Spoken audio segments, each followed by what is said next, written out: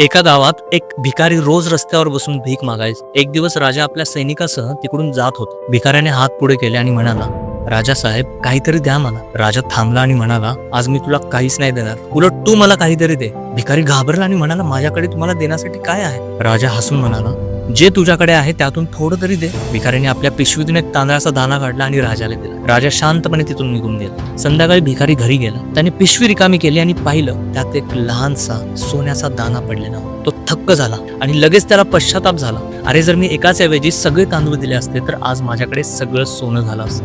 या कथेचा अर्थ खूप खोल आहे मित्रांनो. आपण देण्यापासून घाबरतो, मग ते वेळ असो, प्रेम असो, मदत असो किंवा पैसा असो. पण लक्षात ठेव, जेव्हा तुम्ही देता ना, तेव्हा आयुष्य तुम्हाला त्याचं सोन्यात मोलाचं परत देतं. देणं म्हणजे गमावणं नाही, ते म्हणजे वाढवणं आहे. ज्याने देणं शिकलं त्याने जगण्याचा खरा अर्थ समजला. म्हणून पुढच्या वेळी तुम्हाला काही द्यायची संधी मिळाली ना, तर विचार करू नका, मनापासून द्या. कदाचित देव तुमचं सोनं तयार करत असेल.